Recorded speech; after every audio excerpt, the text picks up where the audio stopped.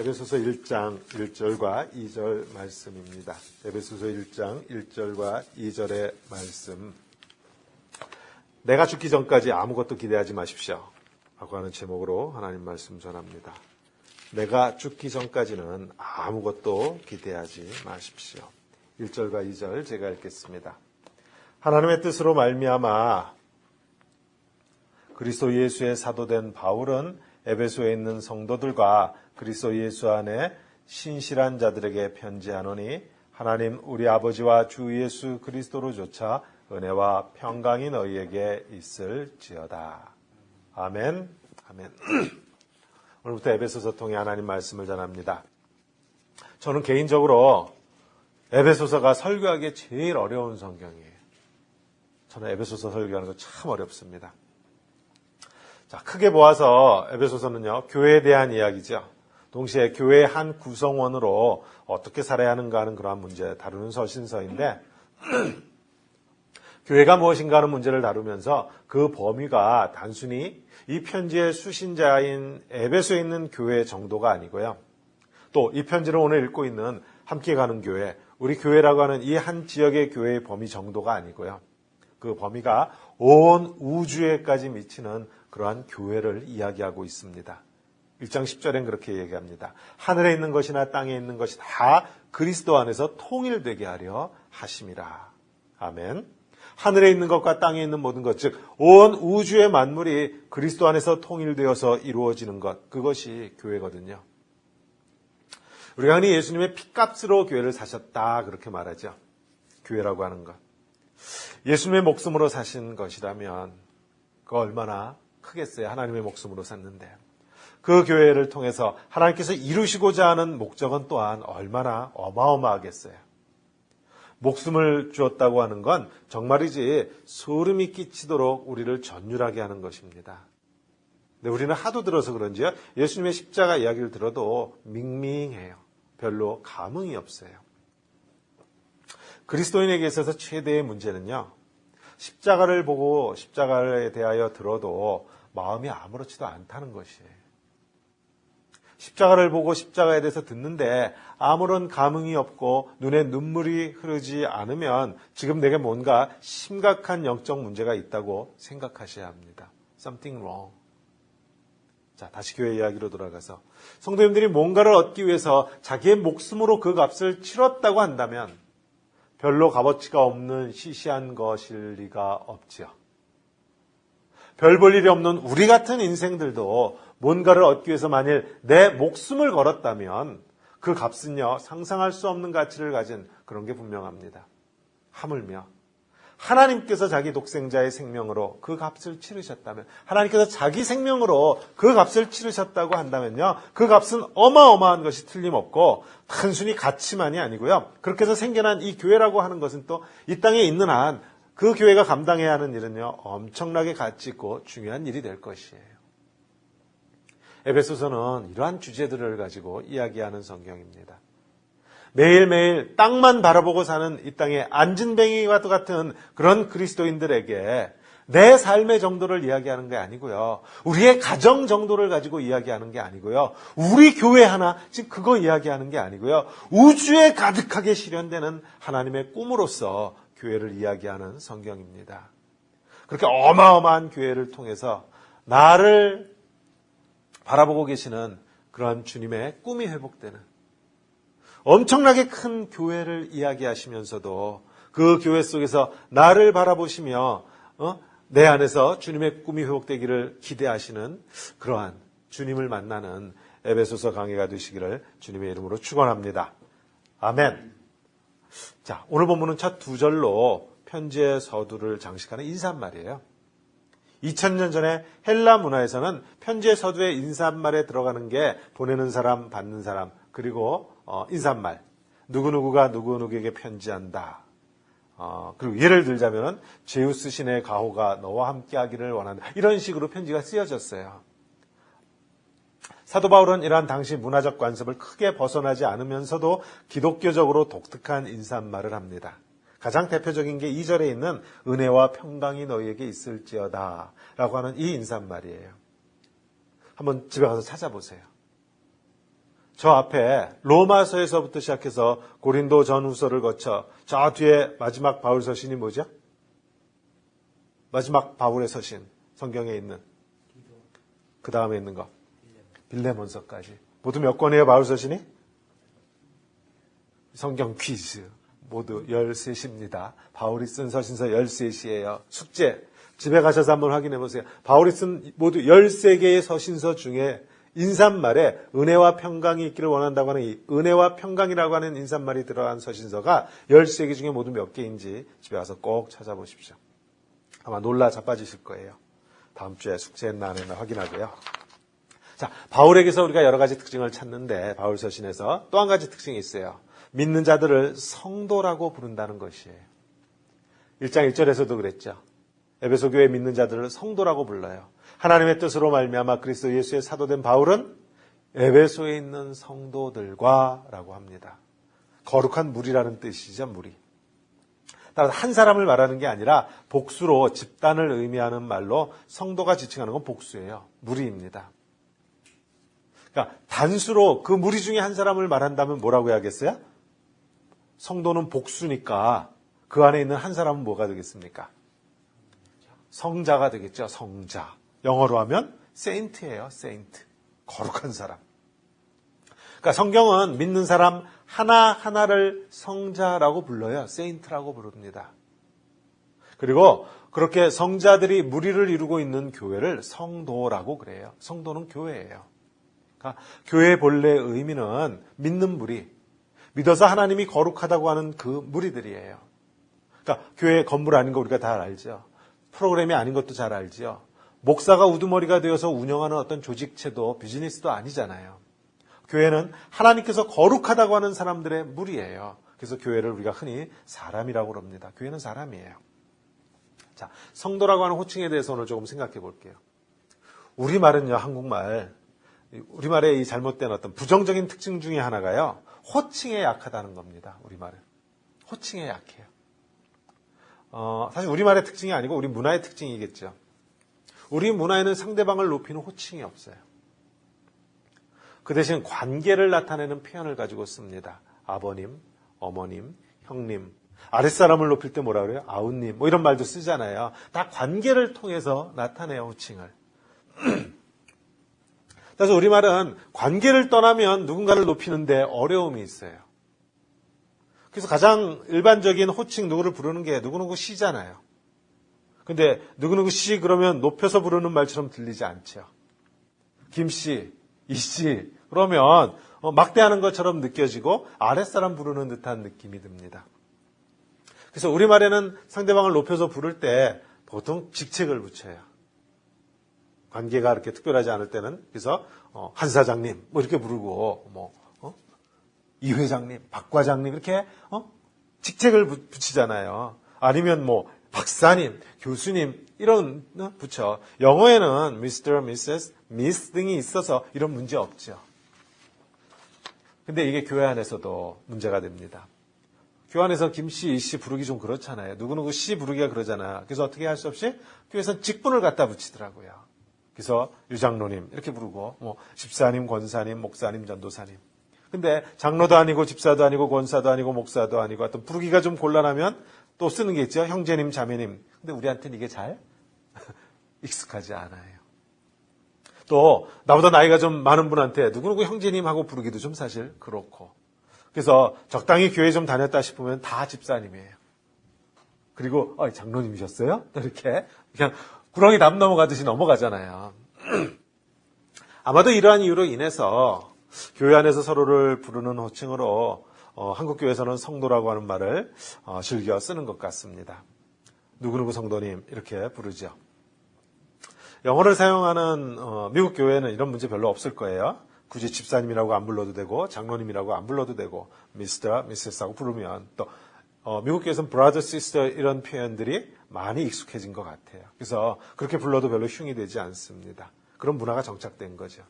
하여튼 우리는 적당한 호칭이 없어서 직분을 붙이다 보니까요. 웬만하면 다 집사님이에요. 옳고 그름을 떠나서 하여튼 한국 교회가 지금 그러고 있습니다.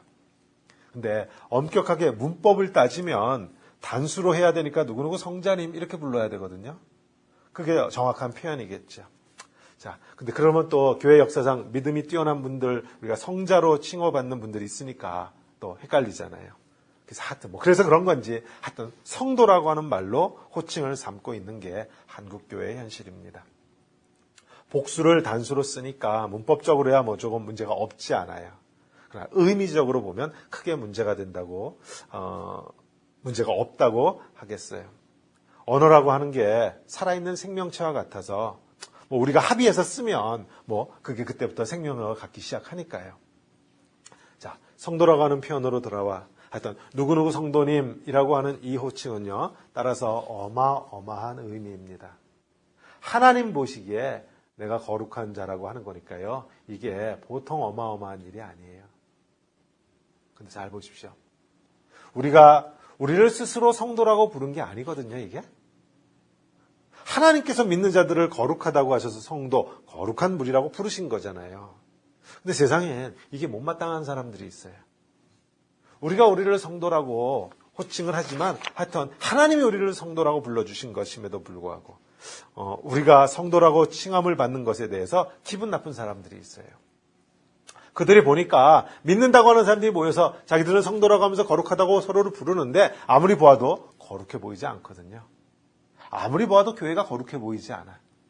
교회 안에서 일어나는 일들이 거룩하게 보여요? 어떤 면에서 보면 더하면 더했지 결코 덜하지 않는 일들이 교회 안에서 일어나고요. 때로는 교회 바깥에서도 일어나지 않는 일들이 교회 안에서는 뻐젓하게 일어나는 거 우리가 잘 압니다. 교회가 싸우고 둘로 갈라지는 건 예사로 일어나는 일이고요.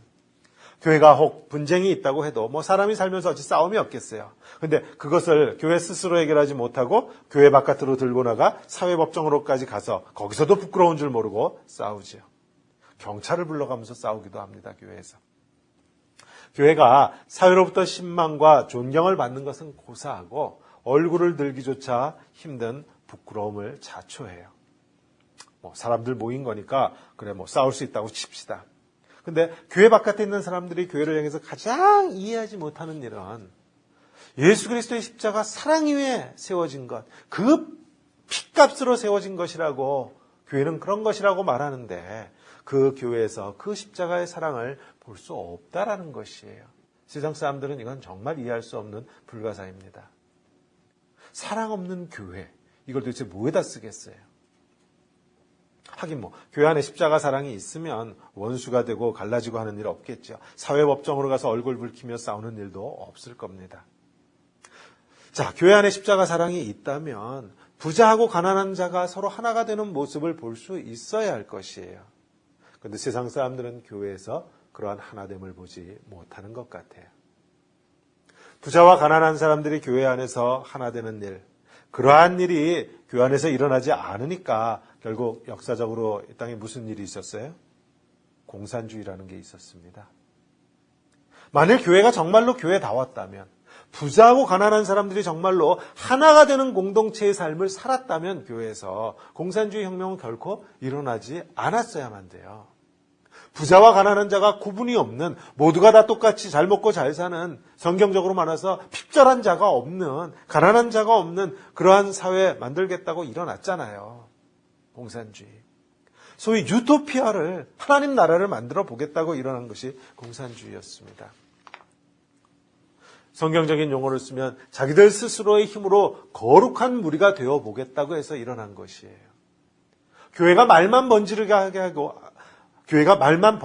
하고 실제로는 부자들은 대접받고 가난한 자들은 무시당하는, 세상과 하나도 다를 것이 없으니까 세상이 스스로의 힘으로 거룩한 무리들이 사는 공동체를 만들어 보겠다고 한 것이에요.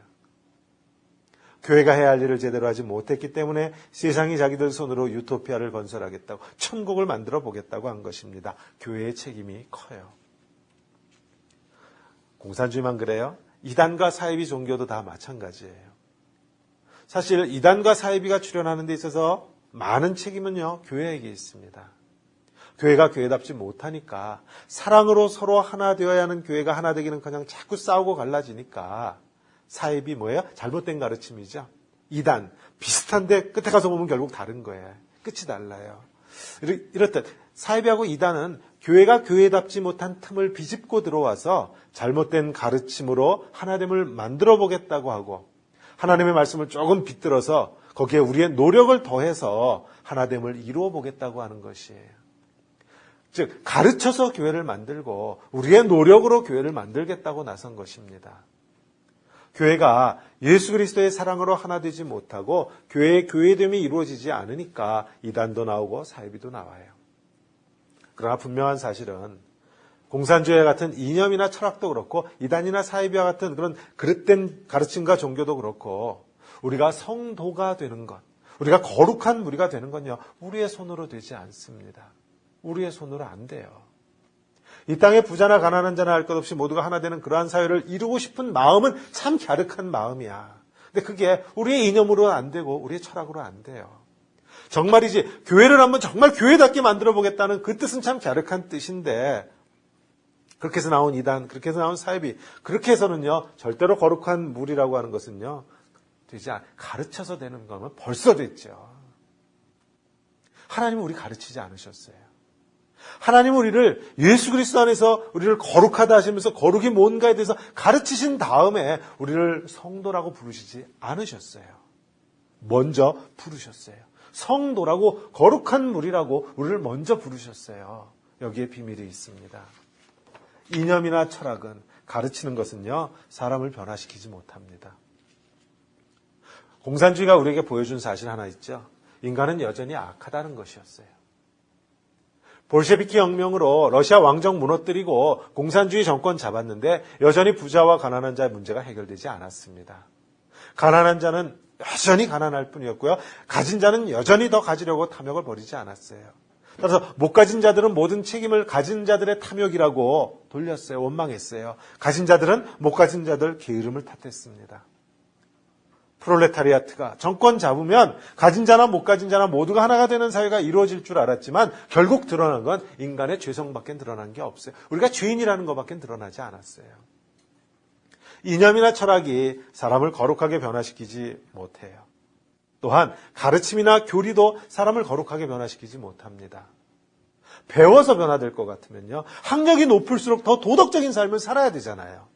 근데 학력이 높으면 높을수록 그들이 짓는 죄는 더욱더 교묘할 뿐이에요. 지능적일 뿐이에요.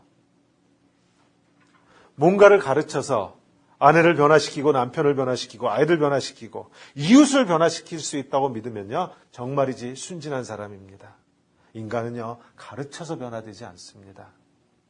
하나님은 우리를 가르치시고 나서 거룩한 무리라고 하지 않으셨어요. 하나님께서 우리를 먼저 가르치시기로 하셨다고 하면요. 우리 중에 누가 배우려고 하긴 하겠어요? 학교도 가까스로 졸업했는데 하나님이 가르치신다고 하면 누가 가서 하나님 앞에서 그걸 배우고 나서 거룩한 무리가 되려고 하겠어요? 배워서는 아니에요. 근데 하나님이 우리를 가르치시지 않으시고요. 딱 한 가지 일을 하셨을 뿐이에요. 쉽게 말할 수 있지만 우리가 에베소서를 보니까 에베소서 안에 있는 말로 할게요. 2장 12절 이하의 말씀입니다. 하나님 한 가지 일을 하셨는데 이 일을 하셨어요. 2장 11절 이하예요. 그러므로 생각하라. 너희는 그때에 육체로 이방인이요 손으로 육체 행한 할례당이라 칭하는 자들에게, 유대인들이죠. 그들에게 무할례당이라 칭함을 받는 자들이라. 그때에 너희는 그리스도 밖에 있었고 이스라엘 나라 밖의 사람이라. 약속의 언약들에 대하여는 외인이요 세상에는 소망이 없었고 하나님도 없는 자였더라. 그땐 그랬어요. 이거 우리 이야기죠. 우리 이야기잖아요. 근데 이제는 어떻게 됐어요? 전에 멀리 있던 너희가 그리스도 예수 안에서 그리스도의 피로 가까워졌느니라. 아멘. 전에는 우리가 예수 그리스도 바깥에 있는 자들이었고요. 즉 하나님하고 아무 상관이 없는 자들이었어요. 그런데 우리를 하나님하고 상관 있는 자로 회복시켜 주시기 위해서 하나님께서 친히 우리 가운데 오셔서 자기 피를 흘려주셨어요. 오직 이 피만이 우리를 하나님과 상관 있는 자가 되게 합니다. 즉 관계가 생기게 해요. 이 피만이, 전에는 아무런 관계가 없었어. 근데 이 피로 인해서 하나님께서 친히 흘리신 그 피로 인해서 이제는 상관이 있는 자가 됐어요. 관계 있는 자가 됐어요. 하나님의 아들이신 예수 그리스도 십자가에서 흘리신 그 피가 바로 나를 위해 흘리신 피라고 하는 것을 인정하였기에 그 앞에 무릎을 꿇을 수밖에 없는 그 사람들, 하나님은 그들을요 성도 거룩한 무리라고 불러주십니다. 근데 참 믿어지지 않지만 이념으로도 변하지 않고 종교로도 변하지 않고 가르쳐서도 변하지 않는 이 사람들이 우리가 이 십자가에서 흘려주신 이 피 앞에서는 이 피를 보고 나서는요 마침내 변하더라는 것이에요. 사랑은 우리를 끝내 변화시키더라는 것이에요. 아니 사랑만이 사람을 변화시킵니다. 따라서 하나님께서 우리를요 성도라고 불러주시는 까닭은 하나님이 우리를 사랑하셨기 때문이에요. 요한복음식으로 얘기하면 뭐예요? 먼저 사랑하셨기 때문이에요. 우리가 하는 일마다 거룩하기 때문에 성도라고 부르지 않으셨어요. 그래서 아니에요. 우리가 거룩한 존재이기 때문에 거룩한 자들, 거룩한 무리 성도이기 때문에 그래서 우리 성도라고 부르신 거 아니에요. 왜 우리를 성도라고 부르세요? 우리를 사랑하시기 때문에. 사랑하시기 때문에. 우리에 대해서 기대하심이 있기 때문에. 우리에게 기대가 있어서 그래요. 그리고 하나님의 사랑과 하나님의 열심이 마침내 우리를 거룩하게 하실 것을 하나님은 믿으세요. 하나님은 믿으세요. 그래서 우리를 성도라고 부르세요. 성도, 거룩한 자, 우리가 거룩한 자가 될 것을요. 우리는 나를 보면 안 믿을지 몰라도, 우리는 서로를 보고 안 믿을지 몰라도요. 하나님은 믿으세요. 하나님은 믿으세요. 그래서 우리를 성도라고 부르셨어요. 보세요. 믿음의 시작은요. 하나님께서 우리를 믿어주신 겁니다. 곰곰이 생각해 보세요. 성경에 그랬죠. 의인은 뭐로 살리라? 의인은 믿음으로 살리라 그랬잖아요. 의인은 믿음으로 이 믿음이 도대체 누구의 믿음이에요? 여기서 이 믿음이 의인은 믿음으로 살리라는 믿음이 우리가 하나님을 믿는 믿음이에요? 아니면 하나님이 우리를 믿는 믿음이에요? 뭐 정답은 둘 다죠. 둘 다야. 그러나 시작은 어디서 시작됐어요? 내가 하나님을 믿은 게 시작이 아니잖아요. 하나님이 나를 믿어주신 게 시작이었어요. 믿음의 시작은요. 하나님이 우리를 믿어주신 겁니다. 하나님이 우리를 믿어주셨기에 우리를 성도라고 불러주세요. 우리가 누구를 누구누구 성도님이라고 부를 때 하나님께서 그 사람에게 갖고 계시는 그 기대와 하나님의 믿음을 기억하셔야만 돼요. 저 사람도 그렇고 나도 그렇고 실제로 거룩하게 살아서 성도가 된 것이 아니고 하나님께서 믿어주셔서 성도가 되었어요. 하나님이 나를 믿으시니까 그래서 어떻게 돼요? 결국 변하더라는 것입니다. 나는 나를 보면 변할 것 같지 않은데 하나님은 내가 변한다고 확신하고 계세요. 믿고 계세요. 근데 교회에서는 자꾸 어떤 일이 일어나요? 자꾸 가르쳐서 변화시키려고 그래요. 열심히 가르쳐서 제자 훈련도 시키고 성경 공부도 하고 했는데 왜 안 변하느냐 그럽니다. 자, 오해하지 마세요. 제자 훈련 필요 없다. 뭐 이런 그런 뜻 아니에요. 자, 또 부부 사이는 어때요? 야, 교회도 오래 다니고 성경 공부도 하고 제자 훈련도 하고 했는데 야, 그만하면 교회에서 배울 만치 배웠는데 왜 당신 안 변해? 우리가 서로 그렇게 말합니다. 보세요. 우리가 언제 변해요? 가르치고 배우면 변해요? 절대로 안 변해요. 보세요. 가르치면 지식은 좀 늘어요. 그렇게 되면은요, 우리가 좀 더 교묘하게 행동하게 되고요. 지식이 있기 때문에 조금은 더 세련되게 행동하고요. 조금 더 매너 있게 행동하는 것 뿐이에요. 우리의 마음 저 깊은 곳은 변하지 않습니다. 지식은 우리를 변화시키지 않아요. 내가 말로는 그렇게 가르치려고 해서 변화시키려고 내가 그렇게 말로 가르치려고 할 땐 변하지 않았는데 근데 언제 변해요? 내가 사랑하면. 내가 주께서 교회를 사랑하시듯이 그렇게 목숨을 다해서 사랑하면 그러면 아내가 변하고 남편이 변하고 아이들이 변하고 이웃이 변한다는 성경의 메시지입니다. 십자가의 사랑에서 보듯이 그런데 사랑은 간단하게 말하면 내가 죽는 것이에요. 사실은 누구를 죽이고 싶어요? 나를 죽이고 싶은 거 아니잖아. 실제로는 상대방을 죽이고 싶은 거잖아요. 아무리 말을 해도 변하지 않는 남편과 아내, 아무리 말해도 변하지 않는 이 자식들, 아무리 말을 해도 변하지 않는 이 이웃 성도들, 내가 죽이고 싶은 사람은 그 사람들이지. 그 사람의 고집을 죽이고 싶고, 그 사람의 분노를 죽이고 싶고, 그 사람이 원망하는 그런 마음 죽이고 싶고, 근데 차마 그건 내가 죽일 수 없어서 아무리 죽이려고 해도 죽지 않아서 그럼 어떻게 해요 이제?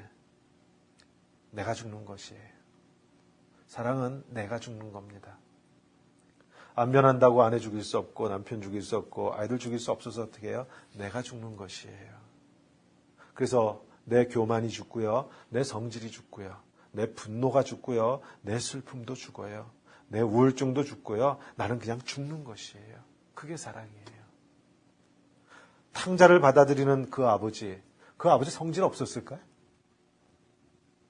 가서 재산 다 탕진하고 신발 한 컬레 없이 맨발로 다 해진 옷 입고 돌아오는 그 아들 보고 있으면 그 아버지 분노가 안 일어나겠어요? 성질 없어요, 그 아버지는? 근데 잔치자리를 벌입니다. 그 잔치자리 앞에서 아들이 무너져요. 그 아버지가 성질 부렸으면 그 아들이 변하겠어요?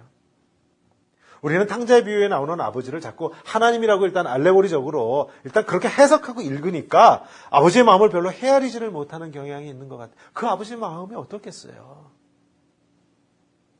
그 망나니 같은 아들 받아들이면서 속이 새까맣게 탔을 거라고. 그런데 잔치자리를 벌입니다. 그 사랑 앞에 무너지는 것이에요. 십자가의 사랑은요, 여러 가지로 설명할 수 있을 거예요. 여러 가지 교훈을 받을 수 있을 것이에요. 그러나 십자가의 사랑에 대한 그 어떤 설명도 내가 죽지 않고 살아있다면 성경이 말하는 예수님의 사랑일 수 없어요. 성경에서의 사랑은 내가 죽었다는 것이 전제되어 있습니다. 내가 죽었다는 것이 전제되어 있어요. 아무리 가르치고 말해줘도 변하지 않는다고 하면서 내 속에서 끓는 그 분노, 내 속이 펄펄 끓잖아요. 아무리 가르쳐도 말 안 들어. 안 돼, 안 돼. 우리 부모님들이 애 키우면서 늘 하는 말, 아무리 말해도 안 듣는다고 그러잖아요. 그 분노를 죽이는 것이에요. 내가 죽는 건 그러한 내 분노가 죽는 것이에요. 내가 얼마나 힘들게 살고 있는지 아무리 말해주고 보여주어도 조금도 이해해주지 못하는 남편, 아내, 아이들. 그래서 내 속에 뭐가 생겨? 원망이 생겨. 그것도 죽이는 겁니다. 죽이는 것이에요. 죽었기 때문에 분노하지 않아요. 죽었기 때문에 슬퍼하지 않습니다. 죽었기 때문에 교만하지 않아요. 죽었기 때문에 원망이 없습니다. 우리는 자꾸 사랑을 감정으로 오해해요. 물론 감정적인 면이 없지 않지만 내가 죽지 않고 하는 사랑이 있다면 그건 성경이 말하는 사랑이 아닙니다. 내가 죽지 않고 누군가를 변화시키겠다고 한다면요, 그 사람은 하나님보다 능력 있는 사람이에요. 하나님도 우리를 변화시키실 수 없어서 죽으실 수밖에 없으셨어요. 우리를 변화시키시기 위해서 하나님도 죽으실 수밖에 없으셨어요. 하물며 우리가 누구간데? 내가 죽지 아니하고 누구를 변화시켜요? 하나님께서 죽으셨기에 하나님이 죽으신 그 자리에서 우리가 성도라 칭함을 받았습니다. 하나님이 죽으신 자리에서 우리가 성자라, 성도라 칭함을 받았어요. 내가 죽으면 어떤 이렇게 칭함이라고 하긴 뭐고 남편이 죽고 아내가 죽으면 서로가 상대방을 뭐라고 부를까 생각하다가 그렇지, 그 말이 있었어요. 내 뼈 중에 뼈요 살 중에 살이라. 이렇게 노래할 것입니다. 내가 죽은 자리에서만 피어나는 노래예요. 물론 내가 부르는 게 아니고 상대방이 불러주는 노래죠. 사랑이 죽는 거다는 설교 처음 듣는 거 아닙니다. 근데 우리가 자꾸요, 죽는 거라고 하는 뜻을 종종 오해하는 것 같아요. 이렇게 오해하는 것 같아요. 보세요. 죽으면 끝이죠. 죽으면 끝이에요. 근데 우리는 종종 한 번 죽고요, 두 번 죽고요, 세 번도 죽고요, 네 번도 죽어요. 그래서 이런 말을 쓰는 게 맞을 것 같아요. 죽어줍니다. 우리 죽어줘요. 죽어준 사람은 어떻게 돼요? 다시 살아나요. 한 번, 두 번 죽어줬는데 상대방이 변하지 않으면은요, 내가 원하는 만큼 변하지 않으면요, 그 분노가 다시 튀어나오고 슬픔도 튀어나오고 원망도 튀어나오고, 그래서 다시 화려하게 부활합니다. 분노도 부활하고 슬픔도 부활하고 원망도 부활하고. 죽으면 그것으로 끝인데 우리는 죽었다가 잘도 살아나요. 주님은 한 번 죽으시고 3일 만에 부활하신 것으로 끝났어, 주님은. 우리는 얼마나 능력이 좋은지, 우린 주님보다 능력이 좋아서 죽었다가는 또 살아나고, 죽었다가는 또 살아나고, 죽었다가 또 살아나는 게 우리는 주님보다 훨씬 능력이 많아요. 그건 죽는 게 아니죠. 엄격히 말하면 그건 참은 거예요. 참은 거하고 죽는 거하고 헷갈리면 곤란합니다. 그리고 결국 참지 못하면 참은 것도 아니잖아요. 참은 거라면 따라서 언젠가 폭발할 수 있어요. 죽은 거라면요, 다시 살아날 수 없습니다. 주님과 더불어 마지막 날 부활하기 전까지는 다시 살아날 일이 없어야 돼요. 그게 죽는 거예요. 죽으십시오. 주님께서 죽으시고 우리를 성도라고 불러주셨어요. 죽으세요. 우리가 죽으면 비로소 상대방의 입술에서 고백이 나옵니다. 내가 사랑받았노라고. 내 남편이 나를 사랑한다고, 내 아내가 나를 사랑한다고 고백합니다. 죽었을 때예요. 가르치면 아무리 가르쳐도 변하지 않아요. 또한 내게 사랑받았다 고백하지 않습니다. 또한 가르쳐서 변한 것처럼 보인다면 그건 겉모습의 변화죠. 속사람의 변화 아니에요. 가르쳐서 변화된 것처럼 보이는 건요, 겉모습의 속사람 아니에요. 누군가를 성도님이라고 부르고 누군가가 나에게 성도님이라고 부를 때 늘 기억하십시오. 그분을 위해서 또 나를 위해서 주님께서 죽으셨다라는 것을 기억하십시오. 아내를 사랑한다 말씀하실 때, 남편을 사랑한다, 아이들 사랑한다, 이웃 성도님들 사랑합니다라고 말씀하실 때도 늘 기억하십시오. 내가 죽을 때에만 비로소 사랑이 시작돼요. 내가 죽을 때에만 사랑이 시작됩니다. 하나님이 죽으심으로써 인류의 새로운 역사가 시작되었어요. 우리가 BC, AD 뭐 이런 말 쓰잖아요. Before Christ. 예수 이전과 예수 이후에 새로운 역사가 시작되어, 그게 언제? 예수님이 죽으셨을 때예요. 내가 세례를 받고 예수를 주라고 고백했을 때 실제로 일어난 일은 내가 죽는 일이었죠. 세례는 내가 죽는 거잖아요. 예수 그리스도와 함께 장사 지내는 거잖아요. 따라서 하나님이 죽고 인류의 새로운 역사가 시작되었듯이 내가 죽고 예수를 고백했을 때 실제로 내 삶에는 새로운 역사가 시작됐어요. 이미 시작됐습니다. 하나님 그거 인정하세요. 새로운 역사가 우리 한 사람 한 사람을 통해서 시작됐다고 하나님 그거 인정해 주셨어요. 그러나 그 새로운 역사가 구체적으로 우리의 인생 속에서 드러나기 위해, 구현되어지기 위해서는 우리 입술에서 시작된 죽었다고 하는 그 고백이요, 우리의 손과 발을 지나 우리의 온몸이 죽어야만 돼요. 그래서 로마서에는 그랬습니다. 너희의 몸을 거룩한 산 제사로 드리라. 죽으라는 말이잖아요. 제사상에 올리라는 거니까 죽으라는 말이잖아요. 우리가 죽기 전엔 아무 일도 일어나지 않아요. 우린 전혀 거룩하지 않은데 하나님은 당신의 믿음의 눈으로 우리를 거룩하다고 그러세요. 거룩하다고 그러세요. 내가 보는 내 아내는, 내가 보는 내 남편은, 내가 보는 우리 아이들은, 내가 보는 우리 형제 자매들은요, 아무리 봐도 거룩하지 않아. 어디가 거룩해요? 우리가 서로가 서로 봤을 때 하나도 거룩하지 않아. 아무리 가르쳐도 변화되지 않아서 이제 우리가 다 포기했잖아요. 그러나 하나님께서 보시는 그 눈으로 우리가 볼 수만 있다면 그들은 다 거룩한 자들입니다. 따라서 그들은 나로부터 사랑받을 만한 존재들이에요. 하나님으로부터 사랑을 받는 자들인데, 하나님이 성도라고 칭하는 자들인데 어찌 내가 그들을 사랑하지 않고 내가 그들을 거룩하지 않다고 할 수 있어요. 내가 누구간데. 에베소서를 시작하면서 시작은 죽음입니다. 죽음에서 시작합니다. 에베소서가 교회에 관한 말씀이라고 그랬잖아요. 교회의 시작은요, 예수 그리스도의 죽음에서 출발했어요. 그리고 그리스도인으로서 내 삶도 내가 죽는 것, 예수 그리스도와 장사 지내는 것에서 시작했습니다. 내가 죽기 전까지는요, 아무것도 기대하지 마십시오. 아무것도 기대하지 마세요. 내가 죽기, 그리스도인인데 내가 죽기 전까지는요, 내 삶에서 무엇이 일어날 것이라고 기대하지 마세요. 하나님의 놀라운 일은 오직 내가 죽었을 때 그때로부터 시작됩니다. 내가 죽으면요, 생명 역사가 시작됩니다. 에베소서를 한 절 한 절, 한 장 한 장 따라가면서 하나님께서 교회를 통해서 시작하신 그 놀라운 역사의 비밀들이 우리의 삶 속에서도 동일하게 일어나고 있음을, 하나님이 이미 모든 것이 준비되어 있어 하나님의 은혜가 부어지는 자리에서 우리 성도님들 그 비밀이 활짝 드러나는 그러한 삶이 피어나시기를 우리 주님의 이름으로 축원합니다. 아멘. 기도하겠습니다.